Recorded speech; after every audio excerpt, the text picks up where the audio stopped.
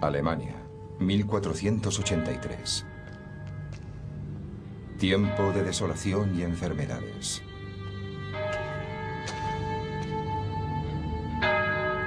Por aquel entonces, la peste podía exterminar ciudades enteras en apenas unos días. Y una cuarta parte de todos los niños moría antes de cumplir los 5 años.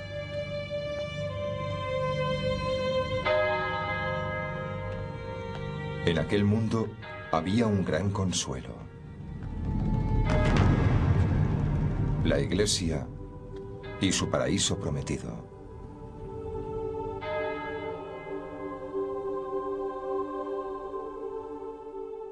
Aquella promesa había convertido a la Iglesia en la institución más poderosa de la tierra.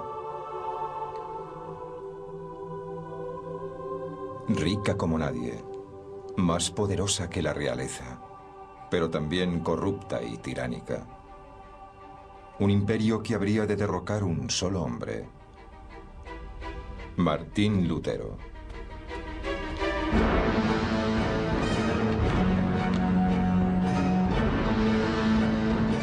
Esta es la historia de un hombre que pasó rápidamente de la devoción a la rebelión,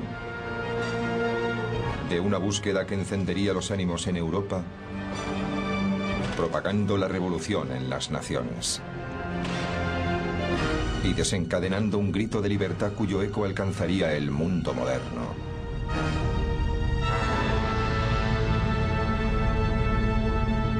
Martín Lutero. Camino al desafío.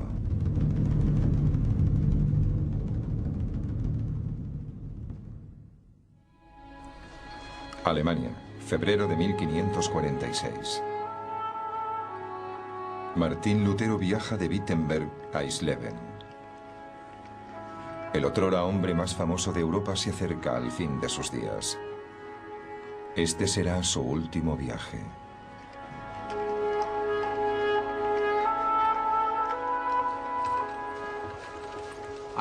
Creo que es imposible escribir la historia de la cultura occidental moderna sin hablar de Lutero y de que hay que luchar por aquello en lo que uno cree. O de la idea de que todos somos preciosos a los ojos de Dios. Estas son cosas que damos por sentadas, pero por las que Lutero tuvo que luchar. A Lutero hay que situarlo junto a los grandes emancipadores de la historia de la humanidad, por su defensa del individuo, por su coraje y por estar dispuesto a morir por sus creencias. Se enfrentó a la Iglesia Católica, una institución inmensa e inmutable, y le dijo: esto no está bien, hagamos las cosas bien. Este es uno de esos pocos casos en los que un individuo se enfrenta literalmente a la potencia más uniformadora del mundo para decirle: no pienso echarme atrás.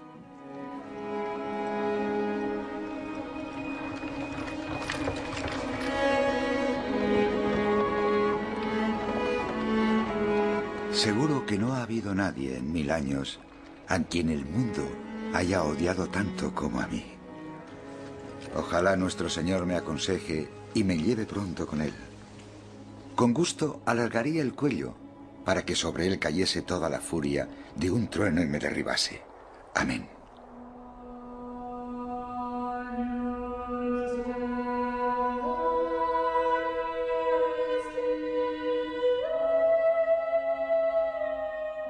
Martín Lutero, el hombre que un día pondría en entredicho la supremacía de la Iglesia Católica, fue un hombre de origen muy humilde.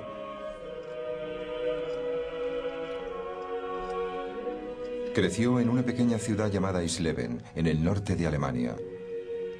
Una afanosa comunidad donde la Iglesia era la mayor autoridad.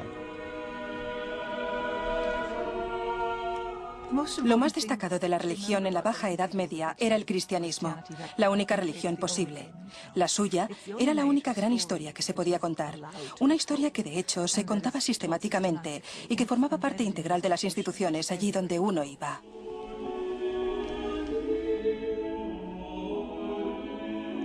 Cuando Lutero era un niño, la Iglesia era el centro de su mundo. Sus parroquias, monasterios y conventos estaban diseminados por todo un imperio que se extendía desde la zona más occidental de Irlanda hasta la más meridional de Sicilia. El poder de la Iglesia residía en el gran consuelo que prometía.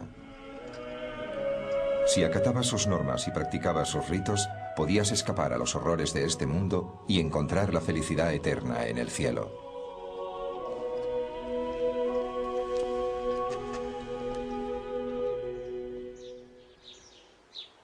Pero la Iglesia ejercía tanto control sobre la vida en la tierra como en el cielo. Sus reglas y preceptos impregnaban todos los aspectos de la vida diaria. La Iglesia decía qué nacimiento era legítimo. Decía qué matrimonios eran legales. Decía qué testamentos eran válidos. Y en este sentido se inmiscuyó, junto a su sistema legal, en las vidas de la gente de a pie de todos los lugares, no solo en la de sus propios miembros, sino en las del resto de la comunidad.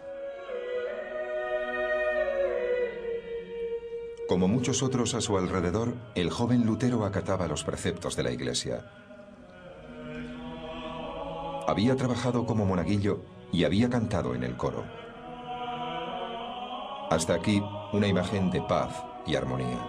Mi vida en casa solo parece haber causado dolor y angustia.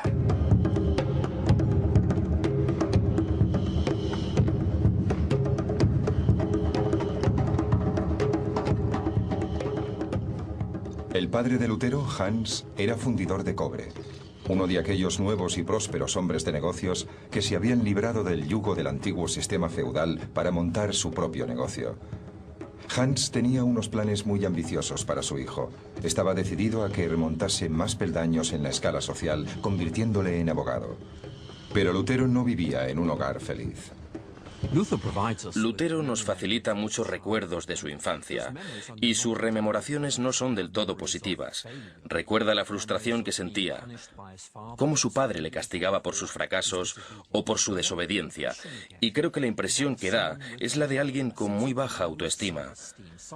Alguien que cree que no va a estar a la altura de lo que los demás esperan de él.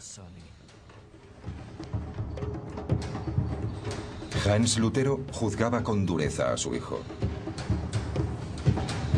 En una ocasión, mi padre me azotó tan fuerte que me escapé. Le odié hasta que finalmente logró recuperar mi afecto. Y por lo visto, la madre de Lutero no era mucho más comprensiva. Una vez mi madre me golpeó hasta hacerme sangrar por haber robado una nuez. El miedo al castigo y al fracaso marcaría a Lutero para el resto de sus días. Sin embargo, eso no le empujó a satisfacer las ambiciones de su padre, sino a una espectacular rebeldía.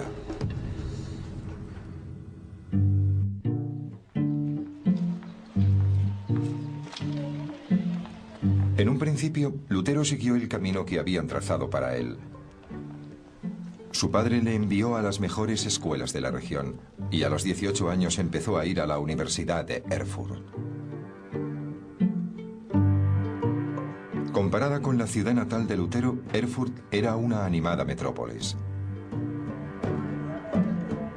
Tenía todo lo que podía necesitar un joven estudiante, innumerables bares y tabernas. Y en una época en la que no había agua potable, el vino y la cerveza eran bebidas de primera necesidad.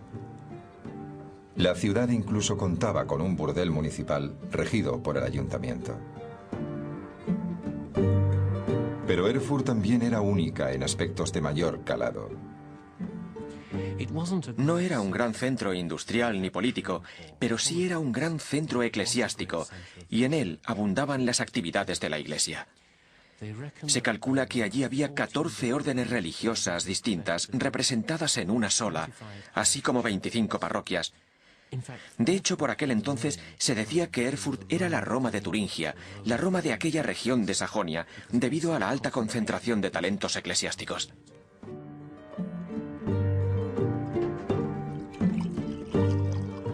En Erfurt, Lutero floreció, se convirtió en un músico entusiasta y forjó muy buena amistad con varios compañeros de estudios. Lutero se fue a los 14 o 15 años a estudiar lejos de su familia y se encontró con unos amigos muy pero que muy absorbentes. Los lazos entre aquellos jóvenes podían ser muy fuertes. Eran unos lazos muy estrechos que hacían que se sintiesen miembros de una misma familia. En aquel punto de su vida, los amigos se convirtieron en todo lo que tenía. Lutero estudió con ahínco. Se licenció en artes y obtuvo una maestría. Lo único que le quedaba para ser todo lo que su padre esperaba de él era tomar el último curso de leyes. Pero de pronto, todas las convicciones en la vida de Lutero se vinieron abajo. En el año 1505, la peste azotó a Erfurt.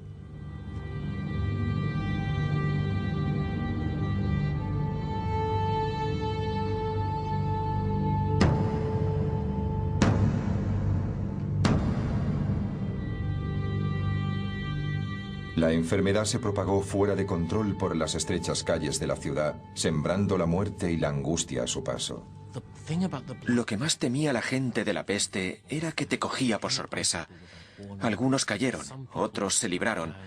Algunas ciudades quedaron devastadas, mientras otras muy cercanas no se vieron afectadas. Era algo inexplicable. Por aquel entonces nadie sabía cómo se contraía, nadie sabía por qué se contraía. Lo único que había era una sensación generalizada de que Dios les estaba castigando por sus pecados. Era una terrible y visible muestra de castigo.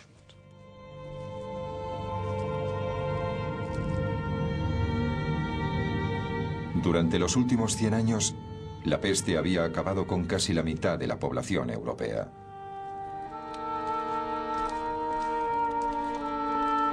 Pero la epidemia atacaba ahora a Lutero directamente. 3 de sus amigos murieron víctimas de la enfermedad. Y aquella visión de la mortalidad del hombre y el miedo a la ira de Dios traería consigo el primer cambio radical en la vida de Lutero.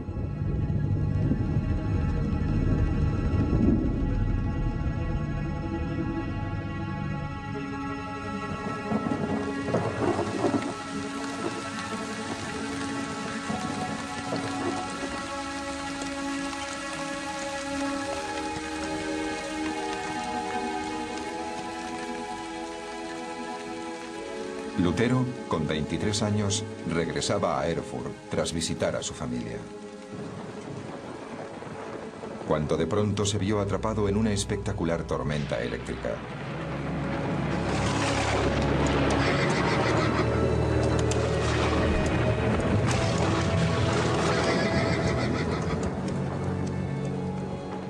Nadie sabe exactamente qué le ocurrió a Lutero aquella noche, pero le afectó en lo más profundo de su ser.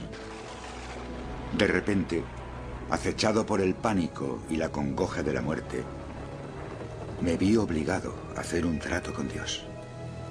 Ya había perdido a 3 amigos por culpa de la peste y ahora se enfrentaba él mismo a la muerte, de manera que Lutero llegó a un acuerdo con Dios. Si sobrevivía, se haría monje. La cercana experiencia de la muerte te lleva a pensar en qué estado está tu alma, cuál es el balance. Estoy hablando casi de una especie de contabilidad espiritual. Uno se pregunta, ¿en qué estado estoy? ¿Cuál es el balance de mi vida? De haber muerto ahora, de no haber funcionado mi invocación, ¿dónde habría terminado? En el infierno, por pecador.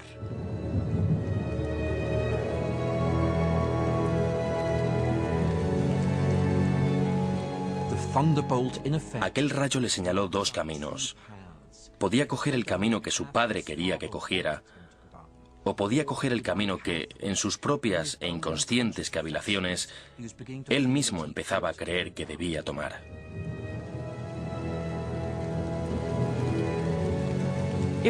Fue el momento en que tomó las riendas de su propia vida. Dejó de hacer lo que su padre quería que hiciera y a partir de aquel instante se entregó libremente a la vida espiritual y se dedicó a buscar en el universo las respuestas que tanto ansiaba. Obviamente, era una persona de gran sensibilidad espiritual.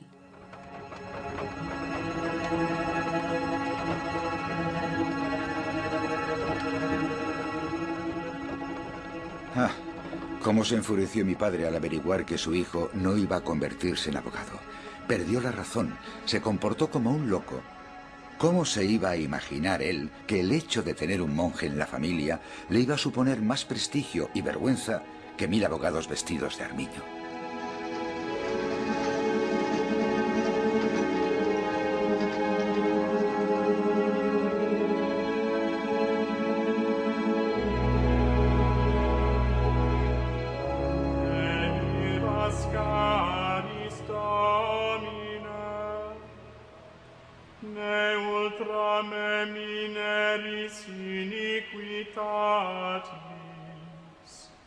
Ecce civitas sancti facta est deserta, Sion deserta facta est, Jerusalem desolata est. Los monasterios y conventos de Europa eran una sociedad en sí mismos. Ofrecían a los fieles una vida dedicada a la plegaria, la meditación y la búsqueda de la salvación.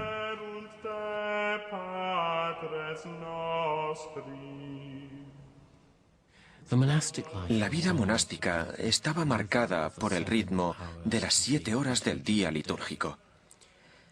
Esto quería decir que 7 veces al día los monjes tenían que reunirse para cantar y recitar fragmentos del servicio eclesial, y eso incluía levantarse en mitad de la noche. Y cuando no estaban tomando parte de los servicios litúrgicos, sus vidas también eran rigurosamente controladas. En muchos monasterios solo se podía hablar en algunos lugares y a horas determinadas. No había ninguna privacidad y sus comidas eran muy sencillas. Los hábitos de los monjes también eran muy rígidos, burdos e incómodos. ¿Por qué debían llevar aquellas ropas tan incómodas? ¿Por qué debían asistir a todos los servicios? ¿Por qué comían tan mal? Pues por lo visto la respuesta estaba en que solo renunciando a todo aquello que la gente considera cómodo y valioso se podía alcanzar la salvación. Lutero no tardaría en creer que el único modo de lograr la salvación era renunciando por completo a su mundo, para sumergirse por completo en una comunidad que le aislaba de todo.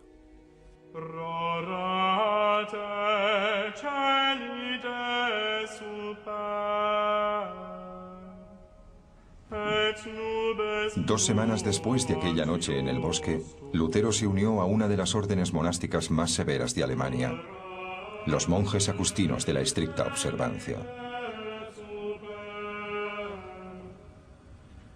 Se cortó el pelo, se vistió con la túnica blanca de los monjes novicios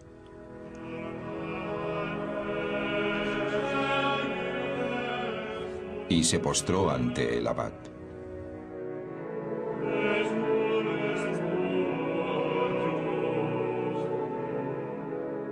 Acababa de ingresar en el mismísimo seno de la Iglesia Católica. No era el tipo de orden que uno elegía si lo que quería era una vida cómoda y fácil. No era en absoluto ese tipo de centro religioso. Sin embargo, creo que era una buena orden para alguien espiritual y mentalmente dotado.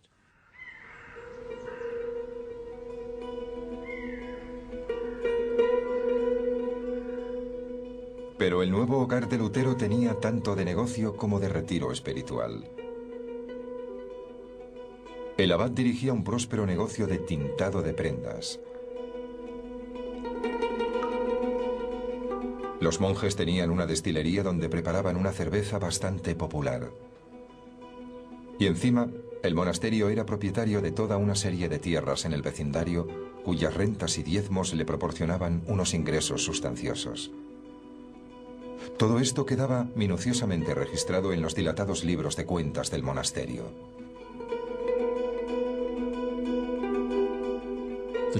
La Iglesia no pedía ayuda a sus feligreses, se la exigía, se la imponía. Tenía derecho para recaudar el diezmo que no era precisamente una contribución voluntaria, sino un tipo de impuesto que estabas obligado a pagar si no querías que te llevaran a juicio. Además, todo el mundo accedía a su pago, porque les habían inculcado desde su más tierna infancia que si no contaban con los servicios de la Iglesia, sus almas correrían un grave peligro.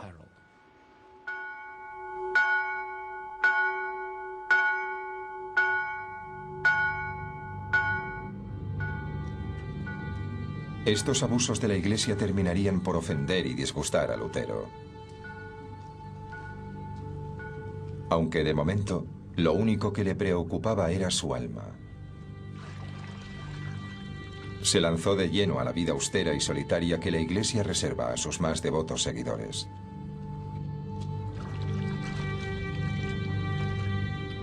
No tardó en pasar del hábito blanco de los novicios al negro de los monjes consumados. Aquella era la única ropa que ahora poseía. No estaba allí para divertirse o para burlarse de la institución, ni tampoco para pasar el rato. Aquella vida suponía, por citar algunos ejemplos, suponía ayuno recurrente, realmente suponía una negación constante de todo lo físico. La estricta rutina de estudio y plegaria de los monjes iba acompañada de un régimen de persecución de lo carnal.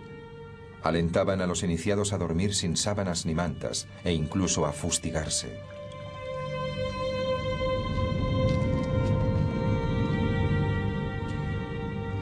Una de las cosas que pretendían era emular el sufrimiento de Cristo para así convertirse en ascetas. Creían que al dominar sus deseos carnales, al dejar de necesitar la comida, la compañía sexual y las comodidades de la vida, se estaban identificando con Cristo. Creían que así luchaban contra las fuerzas del mal en su interior, que así combatían sus más bajos instintos. Lutero se sometió a aquel régimen con fervor, durmiendo sobre la nieve, sin mantas, hasta que sus compañeros le arrastraban medio muerto hasta el interior del convento. Años más tarde, se quejaría de que aquellos años en el monasterio arruinaron para siempre su salud.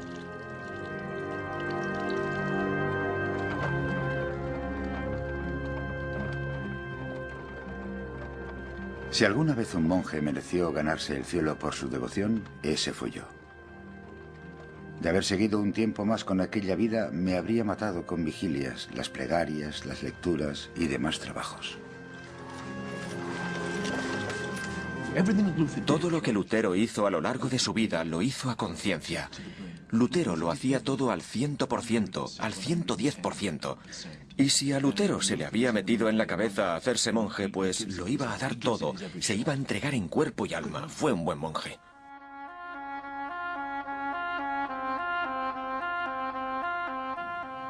Pero la devoción de Lutero excedió con creces las expectativas de los demás monjes. Cada vez le preocupaba más no complacer nunca a Dios, no llegar nunca a ganarse el cielo. El hecho de haber cambiado a un padre implacable por otro aún más difícil de complacer. Lutero hablaba claramente de su sentimiento cada vez mayor de impotencia. Creía que nunca lograría salvarse.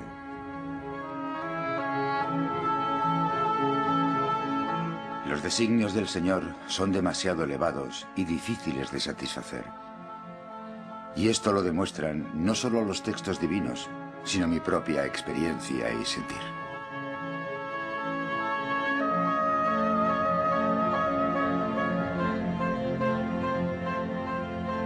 Cuanto mayor era su desesperación, más se volcaba Lutero en los rituales de la Iglesia. Lutero se diferenciaba de otros monjes en que realmente le preocupaba reconciliarse con el Padre Celestial y hacer todo aquello que Dios esperaba de él. Podemos ver su búsqueda, su agonía, su profunda gravedad. Solo quedaba confiar en que encontrase el camino. De lo contrario, iba a llevar una existencia muy tormentosa.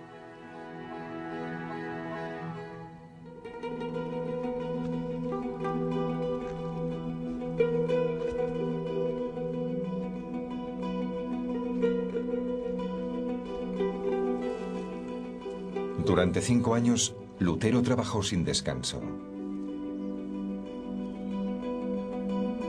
Hasta que en 1510 le ofrecieron una breve escapada a su vida de enclaustramiento. Su orden le envió en misión a Roma en una de las mayores peregrinaciones de la Iglesia.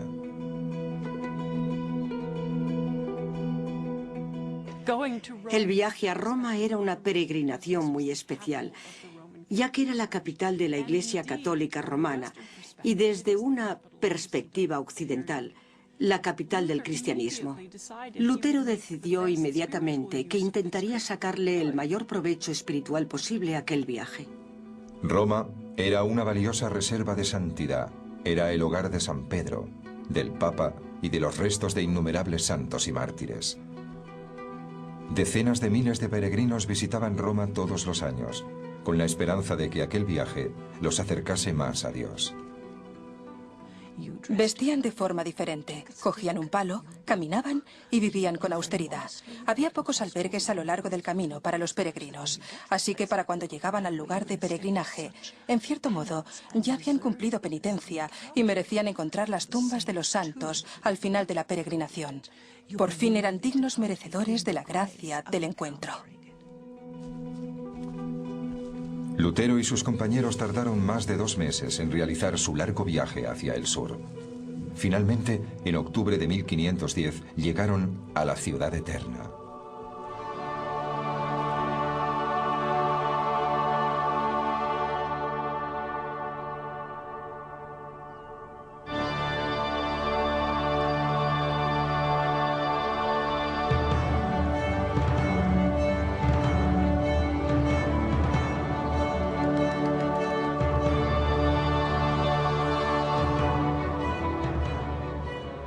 Lutero llegó a Roma cuando el Renacimiento se encontraba en su mayor apogeo. Miguel Ángel estaba pintando los techos de la Capilla Sixtina. Rafael estaba volcado en la decoración de las dependencias privadas del Papa. Para el joven monje, aquella ciudad fue toda una revelación. Lutero era un chico del norte, muy provinciano. Para entonces, había vivido solamente en 3 ciudades durante toda su vida, así que no había visto gran cosa, y llegar allí y ver los séquitos de los cardenales, los grandes palacios, y encontrar un clima completamente distinto, comidas distintas, olores distintos, debió de extrañarle enormemente.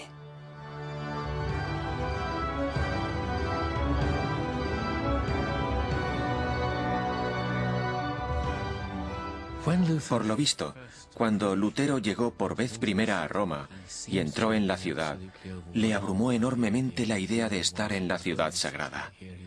Ahí estaba, en presencia de tantos mártires, en el mismo centro de la iglesia. Estaba tan deslumbrado que el brillo tardó poco en desvanecerse, aunque finalmente lo hizo. Entre los palacios y las majestuosas iglesias, Lutero descubrió una institución muy mundana.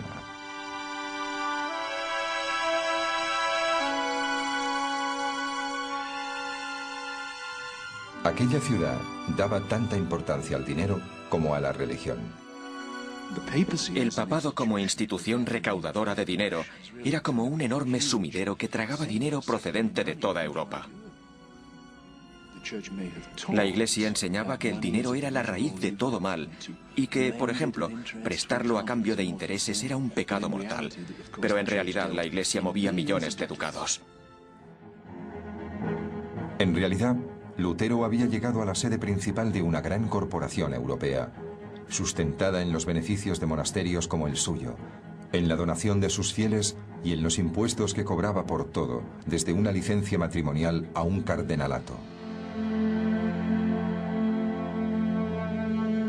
Lo más importante que hay que recordar sobre el papado de principios del siglo XVI, institución que existía desde hacía varios siglos, es que básicamente era un Estado. Un Estado con todas las características de un Estado. Tenía burocracia, palacios, magníficos edificios. Tenía lo mismo que un gran príncipe renacentista.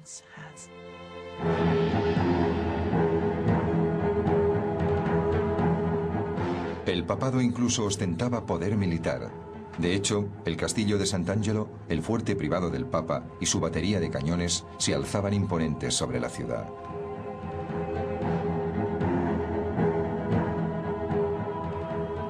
No obstante, el Papa Julio II rara vez estaba ahí. Prefería pasar el tiempo haciendo campaña por Europa, a la cabeza del ejército papal. Los hombres que llegaban a lo más alto de la Iglesia solían ser duros hombres de negocios. Y la necesidad de contar con aquella especie de directores y políticos tan poderosos explica por qué Roma era un lugar espiritual lleno de gente tan poco espiritual. En Roma, Lutero descubrió un cinismo que le afectó profundamente.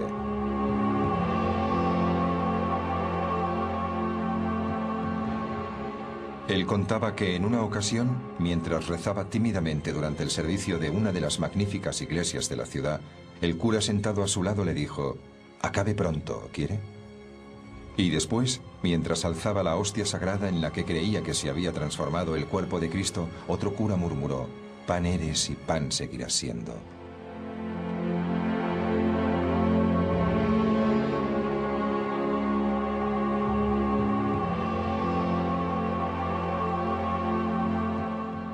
Creo que la decepción que sufrió en Roma debió ser absolutamente devastadora. De repente se encuentra con una situación que él estaba dispuesto a vivir como una experiencia sublimadora. Se encuentra en la sede de la institución a la que él sirve y descubre que allí nadie habla su mismo idioma, en más de un sentido.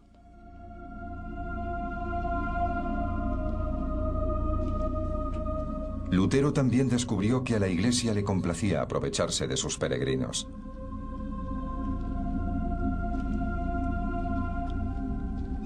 Le permitieron visitar previo pago la cripta de una iglesia.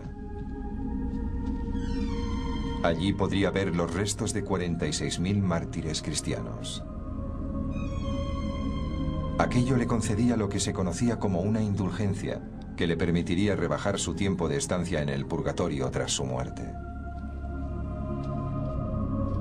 El purgatorio era el lugar donde los cristianos expiaban sus culpas, a veces durante miles de años, antes de poder entrar en el cielo.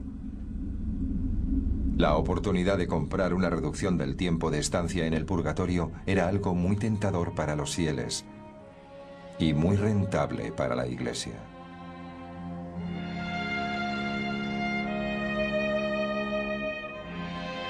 Mientras Lutero iba de un lugar de peregrinaje a otro, desesperado por encontrar la salvación, un miedo cada vez mayor se apoderaba de él.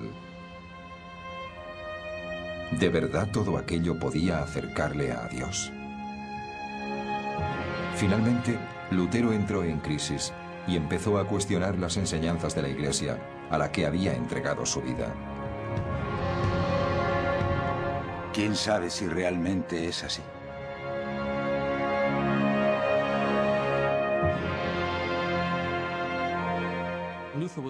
Lutero estaba claramente desilusionado con Roma, no solo por su superficialidad espiritual, sino porque, sencillamente, sentía que Roma no era un reflejo del cristianismo tal y como él lo entendía.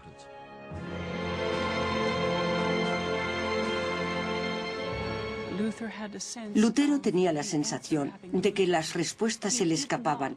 No tenía la sensación de que Dios le quisiese más. Así que debía encontrar las respuestas en otra parte.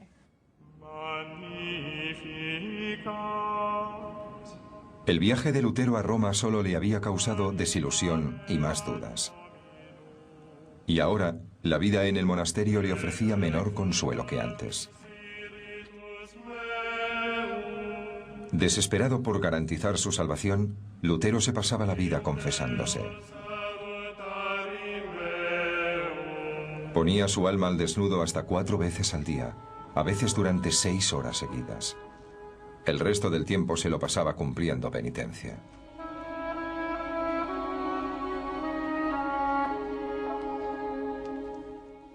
Había algo extraño en Lutero.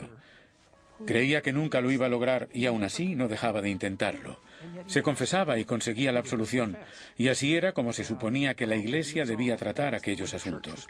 La mayoría de los monjes se habrían contentado con oír: «Estás perdonado». Pero una vocecilla en su interior le decía: «No lo sientes de verdad».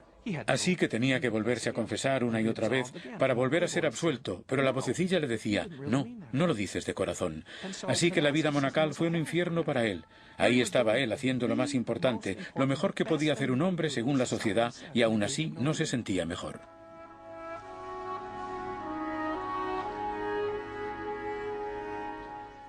Su cabeza era un hervidero, y aún así seguía sin obtener respuestas. Seguía sintiéndose terriblemente culpable. ¿Cómo es que la vida monacal ha funcionado para decenas, para cientos de miles de hombres a lo largo de la historia del cristianismo? ¿Cuál es mi problema?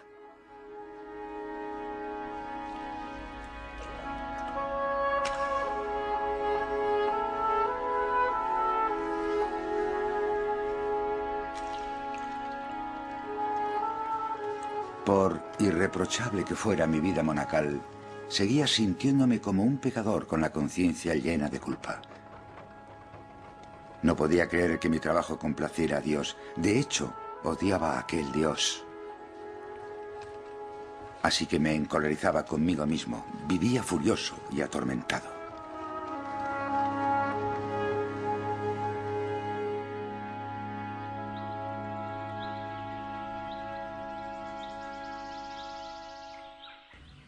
La sabiduría y la perspicacia de otro hombre permitieron a Lutero escapar de la presión de su propia angustia y le pusieron inconscientemente en la senda de la revolución. En 1511, su orden le envió a un pequeño monasterio en la ciudad de Wittenberg. Comparada con Erfurt, Wittenberg era muy pequeña. En ella apenas había un par de iglesias y una universidad recién fundada. Allí, el monje Johann von Staupitz acogió a Lutero bajo su ala. Staupitz era un miembro destacado de la orden de Lutero y estaba decidido a librar al joven monje de aquel ciclo de desesperación.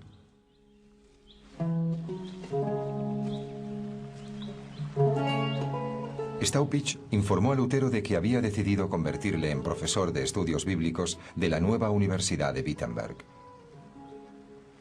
Así se vería obligado a atender las necesidades espirituales de otros y tendría menos tiempo para torturarse a sí mismo. Lutero le dio hasta 15 motivos por los que no podía aceptar aquella oferta, empezando porque tanto trabajo iba a acabar con él. La abyecta respuesta de Staupitz pasaría a la historia. Me parece muy bien. Dios tiene mucho trabajo para los hombres inteligentes en el cielo. Creo que Staupitz sabía muy bien cómo manejar a Lutero, con una mezcla de lástima, sutil ironía y, sobre todo, reconociendo sus virtudes, reconociendo su brillantez y su capacidad para realizar una carrera académica. Creo que lo que pretendía Staupitz era agotarle de tal manera con la preparación de sus clases que al llegar la oscura noche del alma se desplomase sobre su cama y durmiese como un bebé durante 8 horas seguidas.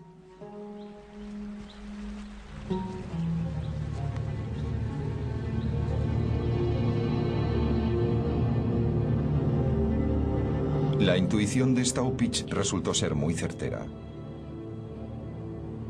Enfrentado a una clase llena de estudiantes a los que explicar la Biblia, Lutero se vio obligado a involucrarse con el mundo y a dejar de fustigarse por sus defectos. Tenía que decir a toda una clase qué era cada cosa. Ya no había tiempo para meditar en su celda, ni para discutir con otros monjes. Ahora tenía que imponer su autoridad.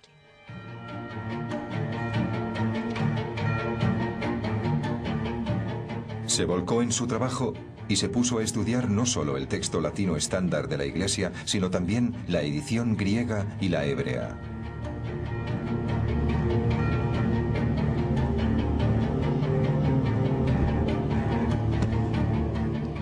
Y mientras reflexionaba, tomaba notas y razonaba sobre su trayectoria a través de su fe, Lutero tuvo una revelación. Una revelación que cuestionaba todo lo que le habían enseñado sobre su Iglesia. Lutero había crecido creyendo que la persona que se salvaba era aquella que luchaba y se esforzaba por salvarse. Ahora empezaba a darse cuenta de que para salvarte solo tenías que extender y abrir tus manos vacías para recibir aquel regalo que Dios quería darte.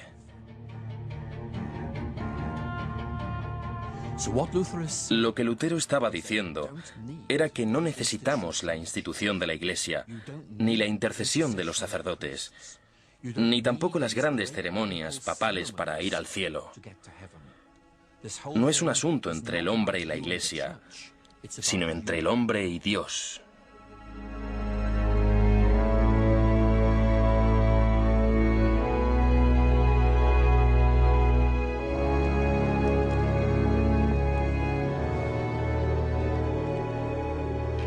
Fue un momento revolucionario. Durante toda su vida, Lutero había creído que solo a través de los rituales de la Iglesia se podía alcanzar la salvación. Pero ahora se daba cuenta de que la salvación era algo que el individuo debía negociar directamente con Dios. No había institución mundana que pudiera creer por ti, expiar tus culpas o interceder entre tú y tu Dios.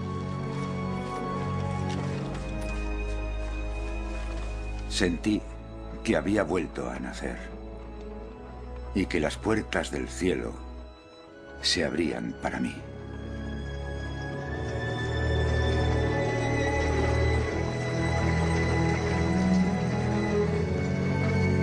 Pero nadie, y aún menos el propio Lutero, podía anticipar la ola de agitación y sublevación que estaba a punto de provocar.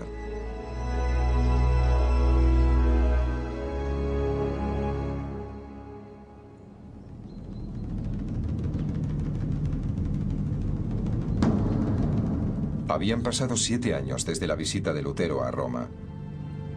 Y en aquel tiempo el Papa Julio II había muerto. Le había sucedido León X. Y León era un hombre entregado a los placeres carnales. En sus banquetes normalmente había un gran pastel de postre del que salían niños pequeños desnudos.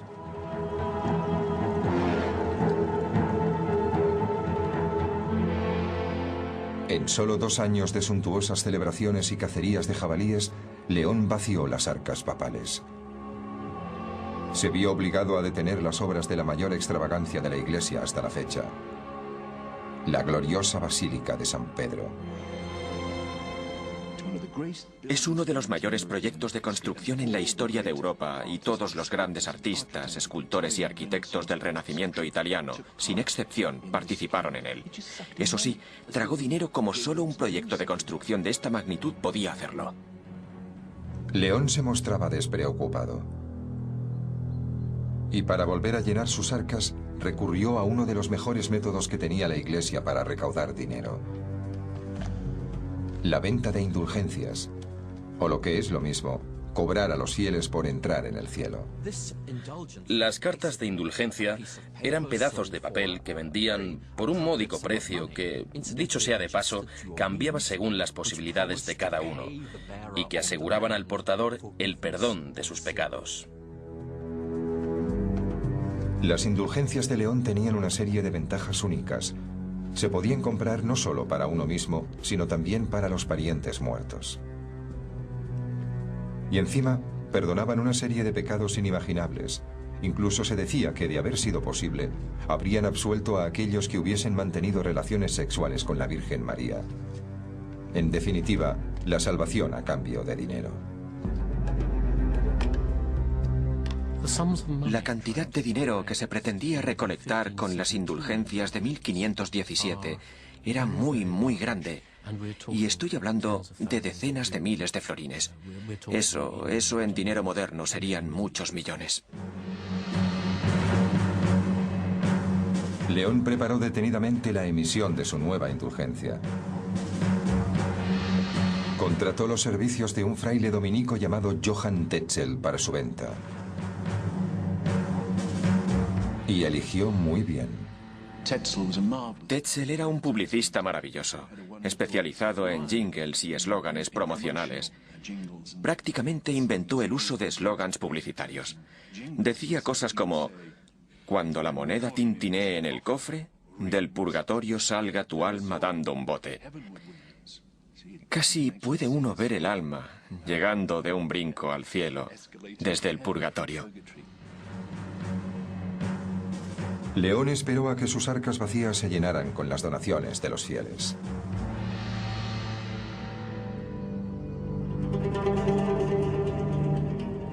El principal mercado de Tetzel para la venta de indulgencias fue Alemania. Los habitantes de Wittenberg se enteraron rápidamente de la reducción de condena que ofrecía la Iglesia.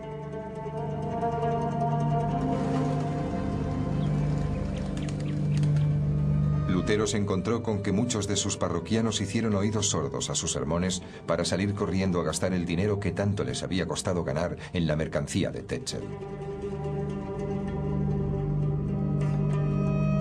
Pero a Lutero, su momento de revelación le había dejado un mensaje claro y simple. La salvación era un regalo de Dios, un regalo que se recibía a través de la fe.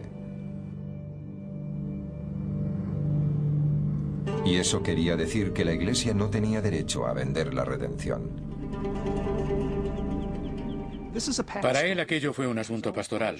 Sus propios feligreses le decían que como habían comprado una indulgencia, ya no se tenían que volver a confesar con él, ya que estaban seguros de que su alma estaba salvada. Lutero creía que aquello no era más que una ilusión, que posiblemente acabaría con su condena, así que para él se trataba de un asunto muy serio. Estaba enfadado, porque aquello iba en serio, estaba en juego la vida de mucha gente. Si no hacían lo correcto, podían terminar en el infierno. Aquel monje que en otros tiempos había sido el siervo más devoto de la Iglesia, ahora se enfrentaba a la institución a la que había dedicado su vida.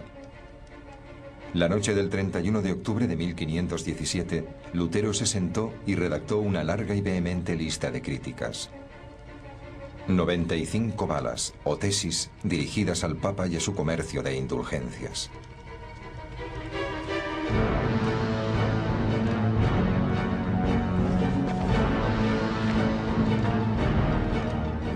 A continuación las clavó en la puerta de la iglesia del castillo de Wittenberg.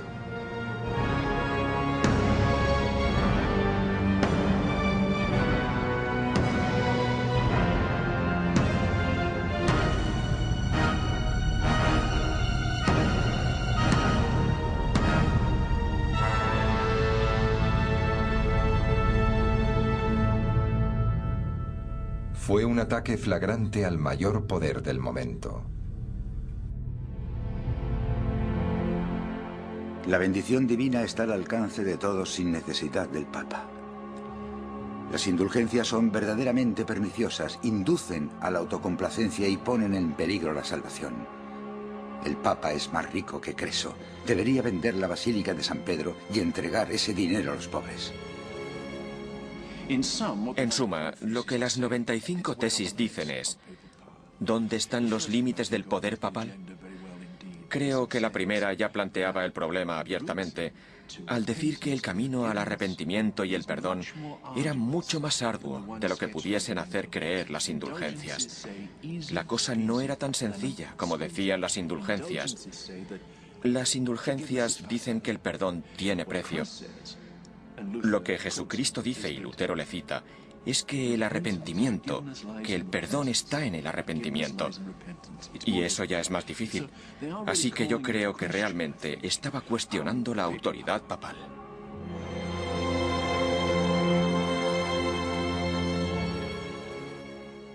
Era un asunto de fe. Era necesario sacarlo a la luz. Por eso apelaba a aquellos que se atrevían a defender aquellas prácticas o abusos para que saliesen y demostrasen que estaban en lo cierto. Según él, para abrir el debate solo hacían falta las Sagradas Escrituras. Las Sagradas Escrituras y capacidad de raciocinio. Se cuestionó mucho si la intención de Lutero era causar perjuicio. De hecho, lo de clavar textos en la puerta de la iglesia para su discusión académica era una práctica habitual. Su finalidad no era la publicación, estaban en latín y el lenguaje era en ocasiones técnico y de difícil comprensión. Por otra parte, el estilo de las 95 tesis no era sencillo y los sentimientos que en ella plasma Lutero son tan intensos y profundos que resulta difícil creer que su único objetivo fuese entablar una conversación privada con un superior de su iglesia. Cuesta no pensar que, al menos, se le pasó por la mente su publicación. Al final, fueron otros los que las publicaron por él. Lutero estaba a punto de convertirse en uno de los autores más vendidos de la historia. Menos de 70 años antes, otro alemán, Gutenberg, había perfeccionado la primera máquina impresora del mundo. Por aquel entonces ya se imprimían muchos libros y panfletos, incluso las indulgencias de León X. Le había llegado el turno a la sincera obra de Lutero de pasar a la imprenta. Sus tesis se extendieron como las llamas por toda Alemania, poniendo a Lutero y a toda Europa en una tesitura impensable.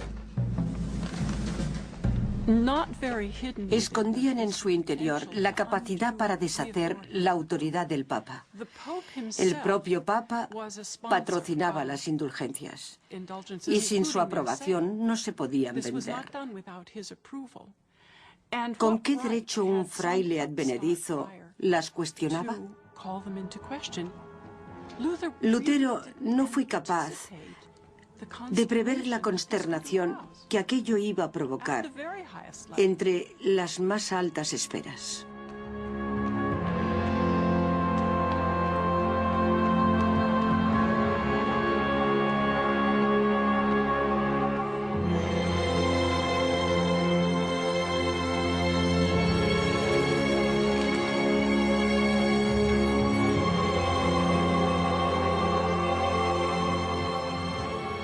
Aunque no era gratuito que la Iglesia Católica ostentase el poder desde hacía más de 1000 años. De hecho, tenía un nombre para los hombres como Lutero: herejes. Y la pena por herejía era la muerte.